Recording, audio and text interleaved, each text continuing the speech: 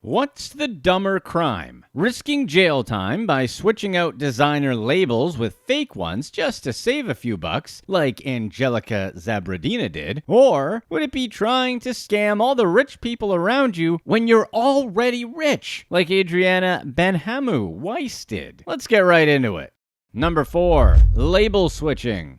Angelica Zabrodina is a self-proclaimed influencer, photographer, model, actor, and extra. She's known for walking into every store with a signature tote bag with her white chihuahua inside. But aside from her blonde hair, tan-skinned, bejeweled clothing, and little chihuahua, Angelica is also a scammer who stole over $1,500 from bargain stores in England. She specifically used fake labels to steal designer merchandise from TK Maxx stores all across London. TK Maxx is essentially the overseas equivalent of TJ Maxx. Basically, Angelica purchased designer clothes from TK Maxx, including dresses from Dolce & Gabbana, Balenciaga, and Stella McCartney, in addition to sunglasses from Brioni. Then she would go home, tear out the labels, and sew them into other items of lesser values. She would take the clothes with the fake labels to TK Maxx and return them, claiming she bought them online or from other stores, and receive a refund in the amount she paid for the original designer item. She printed multiple receipts for the same item so she could try and get the same large refund from multiple store locations. To buy herself more time to find a good dupe, Angelica sometimes returned the original designer purchase and then purchased it again to extend TK Maxx's 28-day refund policy. Jermaine Perry, a regional loss prevention officer for TK Maxx, said that Angelica stole about $1,500 worth of merchandise from the store. But eventually, some of the store associates started to catch on. There were inconsistencies between the items listed on the receipt and the items Angelica claimed to be returning. The designer labels she sewed into the counterfeit items were placed poorly, definitely not to the standards of the brand. One investigator looked at a counterfeit Balenciaga dress Angelica returned and could see where the original label was ripped out and another was sewn in. In another incident, Angelica purchased Brioni sunglasses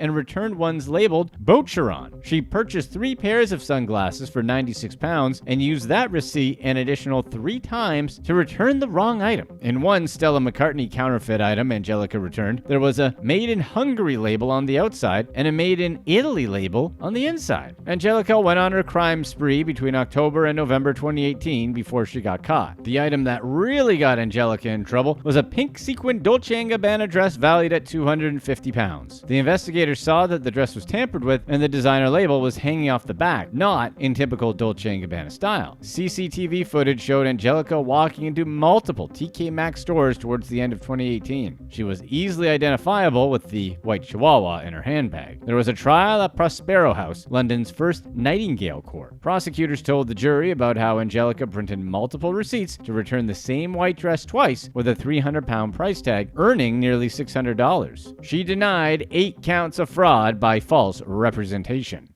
Number 3. Extreme couponing. One debate among the shopper community is whether or not it's ethical to resell items purchased with coupons. Many coupons forbid buyers from reselling items, and many people wouldn't buy secondhand groceries, but reselling is not actually illegal. But this Florida couple didn't just resell items purchased with coupons. They used fake coupons to buy products for free, and then sell them at a local flea market for a 100% profit. That's where our story begins. Sean Ernst and his wife Linda DeSilvio of Ocala, Florida, purchased and printed off fake coupons in 2014. They recruited accomplices, Charles McGregor and Christine Pierce, to find fake coupons that listed items as free. They purchased the coupons for a small price and then used them to buy everyday popular items like detergent, diapers, and dog food. They went into stores like CVS, Publix, Winn-Dixie, and Walmart 6 days per week to round up their items for their flea market booth or makeshift box truck roadside store. They persuaded customers to buy from them by selling the items at well below market price at about 25% off store value. They had nothing to lose because they used the coupons to buy those items for free. They sold $20 dog food for $15, $25 Pampers diapers for $17 per box, or $30 for 2 boxes. The scheme worked well in their favor. Sean and Linda made an estimated profit of more than $140,000 from their fake coupons. Walmart was the couple's favorite victim, and it was the store that ultimately put an end to the scheme. Staff associates at Sean and Linda's local store noticed that the couple was buying tons of products in bulk and not paying much for it. Some of the staff members then saw the same couple at surrounding flea markets selling the same items. Walmart started combing over their customers' receipts and video surveillance footage and turned the evidence over to police. When Sean and Linda finally got caught, they denied knowing that the coupons were fake, but Sean did admit that any reasonable person would have questioned coupons offering free items, asking buyers only to pay the sales tax. After continued questioning, Sean acknowledged that some of the coupons were fraudulent but continued to purchase them. Sean pleaded guilty and was sentenced to 3 years of probation and $1,200 in fines and court costs. Linda pleaded no contest and was sentenced to 5 years probation and $1,300 in fines and court costs. The couple was ordered to pay a total of $140,000 in restitution in Walmart. Both Linda and Sean were banned from ever entering a Walmart store again. Their accomplices, Charles and Christine, weren't charged with using counterfeit coupons to buy merchandise, but were charged with helping to sell the items. They were each charged with 1 count of dealing stolen property, but the charges were later dismissed. Number 2. Little Miss Australia. Adriana Benhamou Weiss was an interior designer for the rich and famous, designing the mansions of Australian multimillionaires in hotels and apartment developments in Paris, Moscow, and the French Riviera. She also designed the interiors for luxury properties in Israel and the Middle East. Adriana herself grew up in New York, Paris, and London, and reached high society after marrying into one of Australia's most well-known business family, the Weisses. Australians, especially in Sydney, grew to love Adriana and her mother, Helene Benhamou, also a decorator, fashion mogul, and an up-and-coming cabaret singer. Tabloids photographed the mother-daughter duo arriving in Paris in couture gowns and popping champagne bottles. People were fascinated by Adriana's beauty and lifestyle. She became a regular at gold dinners and silver parties and started lunching with Sydney's wealthiest women, who called on Adriana and Helene to help them redesign their luxe homes. But in a few short years, Adriana's enviable life came to a screeching halt with the help of a single WhatsApp message.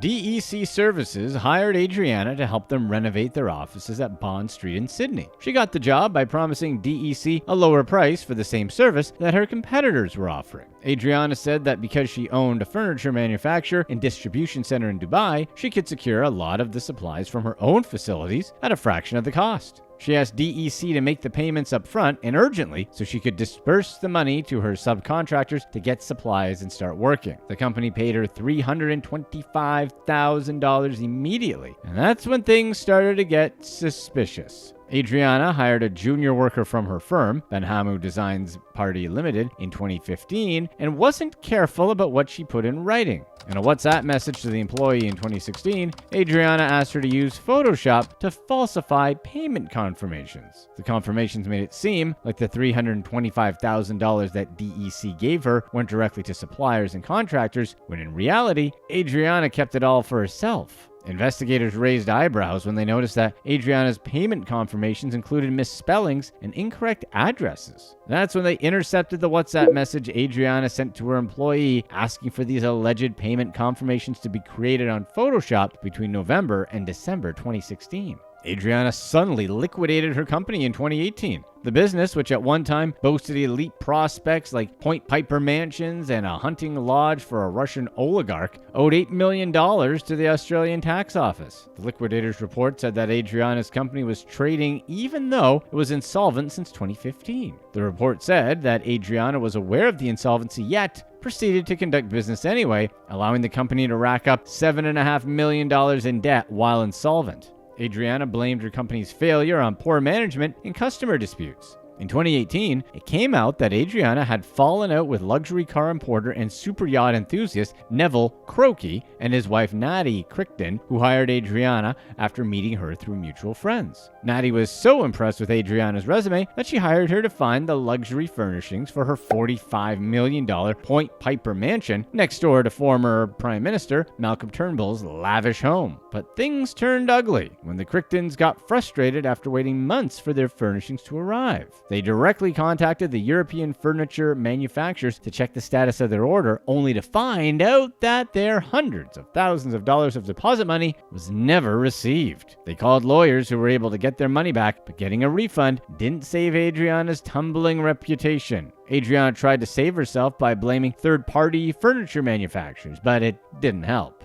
As if Adriana wasn't embarrassed enough, her husband, Daniel Weiss of the famous Weiss family, divorced her. The separation was highly publicized. But Adriana's downfall didn't stop her mother Helene from claiming the spotlight. She made headlines in Paris as a finalist for the French team in Eurovision. She used the stage name Helene in Paris and became known as an eccentric jazz singer with big gestures and crazy outfits. She was one of 12 contenders chosen from thousands of people who auditioned. But Helene in Paris lost her shine after performing Paris Mon Amour on French national television and losing her top spot. But she still posts videos of herself singing French songs on YouTube. Helene has had quite the interesting life. She was born in Morocco and lived in Casablanca until age 13, after which she moved to Paris with her family. Then she moved to the United States in the 1980s to work in fashion and interior design, and then hosted her own show on the Home Shopping Network. Then she moved to London to focus on decorating. When things didn't work out with riding on the back of her daughter's success, she moved back to Paris in 2019. Meanwhile, Adriana, a newly single mother of two, now splits her time between Sydney and Paris. She launched a new decorating company called Iconique Studio and is working under the name Adriana Shore. Adriana pleaded guilty to 3 charges to be dealt with under the Corporations Act and to a further 3 charges to be dealt with under the Crimes Act. Number 1. Eastern Metal Securities. Roger Nils-Jonas Carlson launched the website for Eastern Metal Securities in November 2012, stating that the company was headquartered in Singapore and operated out of branch offices in Bangkok, Thailand, and Vientiane, Laos. Roger, the big boss of EMS, is a Swedish citizen who lived in Thailand with his Thai wife. Starting in 2006, before he even launched the EMS website, Roger used 3 websites to communicate potential investors. The main point of investment was the pre-funded reverse pension plan, PFRPP. While his website doesn't state what the PFRPP is, he promises investors a payout of 1.2 kilograms of gold per share. The first share costs $98, and following shares cost $38 each. In 2015, 1.2 kilograms of gold was worth more than $45,000. Such a high return on investment seems impossible, and Roger never explained on his website how it worked, except to say that the risk of loss was eliminated. He promised that in case the payout didn't happen, he'd be able to refund investors at least 97% of their original investment. He posted frequent updates on his website about this amazing investment opportunity and that it would not be available again. Roger received payment from his investors via Bitcoin, Perfect Money, and Sea Gold. In essence, investors were promised a payout of $45,000 for a $98 or $38 investment. Sounds like quite the steal, and it was,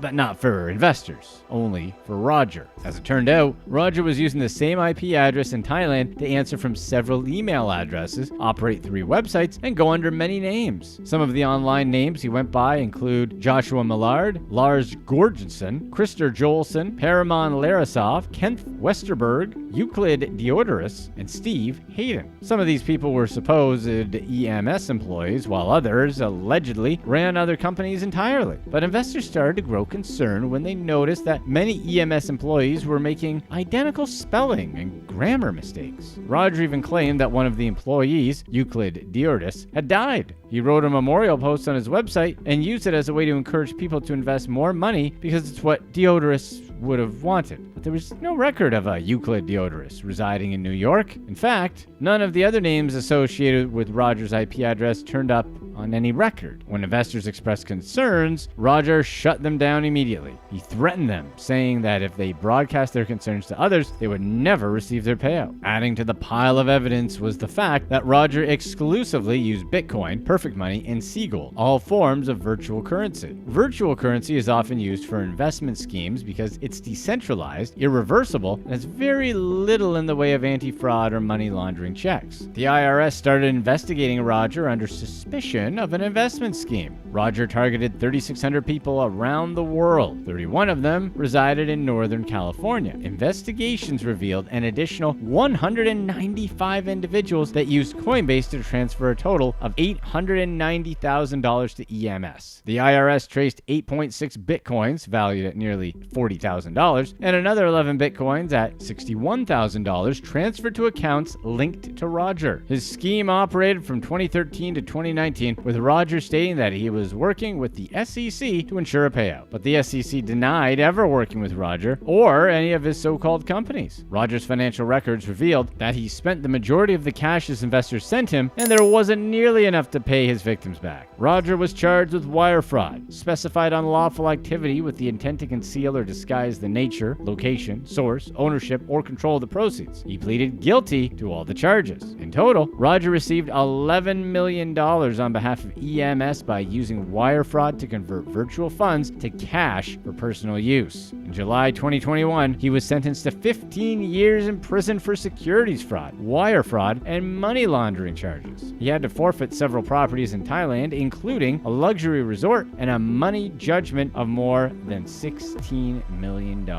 Click to watch one of these next videos. Let us know in the comment section what you would rather do. Lend $1,000 to a friend or just give them $100.